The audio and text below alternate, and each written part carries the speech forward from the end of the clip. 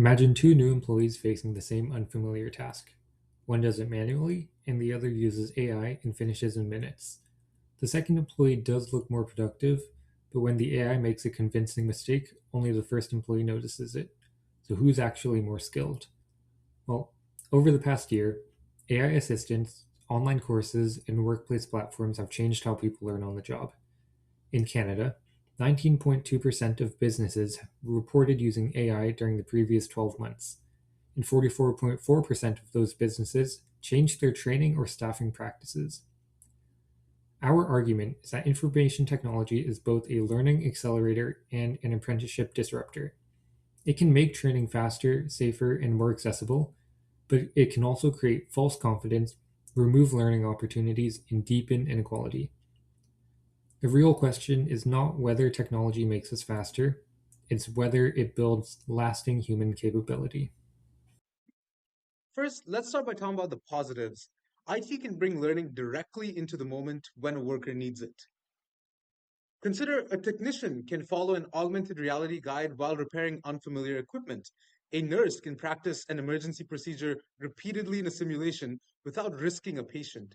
A career changer can complete an online micro credential without leaving their full time job. And an office worker can ask an AI tutor to explain the same concept several different ways. This is called just in time learning. Instead of separating education from work, digital tools place guidance within the task itself.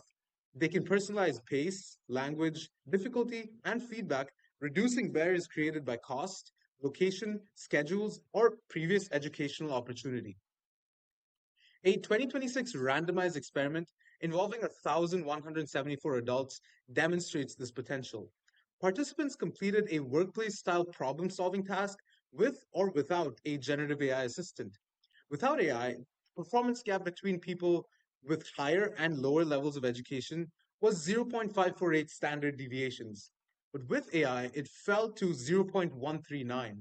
In that task, AI closed roughly 75% of that initial gap. However, the underlying difference remained when participants later worked without AI. The technology narrowed the gap in assisted performance more than the gap in independent skill. The OECD makes the same distinction. AI can support true learning when it acts as a tutor or partner, but when it simply supplies answers, it may improve the immediate product without improving one's understanding. In terms of course concepts, this is augmentation. Technology can extend what a worker can do, but whether it develops the worker depends on how it's designed and used. Thanks, Sid. So here's the flip side of everything we've just heard. It's not just that AI can teach us faster, it's that it's quietly changing what skill even means. When software can draft a report, write the code, or summarize the document in 10 seconds, the question isn't about can you do the task anymore. It's about can you tell if the machine did it right? We're spending less time producing and more time supervising, and four things start to matter more than what they actually used to. Can you define the actual problem before the system starts working on it? Can you catch an error if an answer that sounds completely confident? Can you bring in a domain knowledge the model just doesn't have? And at the end of the day, can you own the decision, not the AI, but you? That's what we mean by AI literacy. It's not knowing how to write a slick prompt. It's knowing when AI shouldn't be used at all, what information should never go to it, how bias sneaks into a confidently wrong answer, and when your own judgment can override the actual system. Here's what that looks like in practice. Picture an engineer using AI to generate structural calculation. The system spits out a clean, polished answer in seconds. Looks completely legitimate, but it has no idea if the assumption actually matched the real world conditions, whether the input data is trustworthy, or whether the design is actually safe. The engineer still has to catch the error, and if it's wrong, it's not on the AI's name on the report, it's theirs. That's the rule. The tool can accelerate the work, but it can't absorb the responsibility. So technology can make people faster. Whether it makes them better depends on entirely how and whether they are still doing the same thinking. And our next speaker is going to help you show you what happens when that choice isn't up to the worker. Thanks, Sean. So, this year, MIT wired up people to an EEG while they wrote essays. And the group of them using ChatGPT showed the weakest brain activity of anyone in the room. 83% of them couldn't quote a single line of the essay they'd just written. Their own essay. And that's my whole point in one experiment. When we lean on the machine, we stop thinking about the work, and the skill quietly fades away. This is de-skilling, and it's happening in real jobs right now. Look at what's changed about how we work. We spend less energy on the task itself and more on how to prompt it, how to feed context, how to format the output. We're getting sharper at asking, but we're not getting good at knowing what's going on. And the research backs it up, right? Microsoft and Mellon surveyed over 300 knowledge workers and found the more people trusted AI, the less critical thinking they did. And even more interestingly, the parts that they couldn't tell the answer was right or wrong was where they stopped thinking entirely and just trusted. In that MIT study, when they took the AI back away, people's brains stayed underengaged. It didn't come back to what it once was, but instead they seemed to become less capable overall at the job they used to own. Now, every person in the company is affected by this, right? Think about how anyone actually becomes an expert. You do the grunt work, the first drafts, the debugging, the boring first pass analysis. And that's where your judgment gets built. But that's exactly the work AI does. Now, Stanford's Canaries in the Coal Mine study done this year found a 13% drop in employment from ages 22 to 25 in the most AI-exposed jobs.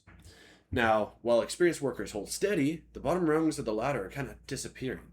And if nobody does the beginner's work anymore, well, where does the next generation of experts even come from? So yes, this tech is making us faster, but faster isn't the same as more skilled. And as Omer will show, even these risks don't land on everyone equally. So who actually benefits? First of all, even redesign training raises another question. Who actually receives it? The digital divide is no longer about owning a computer or having internet access. It includes having access to advanced tools, the literacy needed to use them, organizational support, right? Statistics Canada found that workers with a bachelor's degree or higher were 5 times as likely to report using generative AI as workers with a high school education or less. Then there's an employer size gap. 68% of large businesses trained workers on AI, whereas businesses with 1 to 4 employees only 24%. It's a power and privacy gap. Digital systems can record prompts and mistakes, but that can become coaching or become surveillance. The digital workspace isn't a level playing field. Your education, your employer size, these things can determine whether AI works for you or against you. Who gains, who decides, and who bears the risk, right? That's the critical perspective. For example, productivity gains may eliminate tedious work, that may simply raise the bar for how much work each must pursued, right? We recommend 4 principles. Give every worker baseline AI and digital literacy, provide role-specific training and protected learning time, separate production mode from learning mode, where workers must explain and perform, sometimes perform without assistance, and involve workers in job redesign while building in privacy protection. Every worker deserves baseline AI literacy, role-specific training, and protected learning time. Say in how their work is redesigned. Technology does not determine the outcome by itself. Organizations do. Information technology has shifted many job skills from routine production toward directing, checking, interpreting, and governing digital systems. Whether that becomes empowerment or de-skilling depends on human choices. So, our conclusion is simple. Do not be in the escalator, but keep the stairs. Automate repetition, preserve learning, and measure not only today's output, but tomorrow's human capability.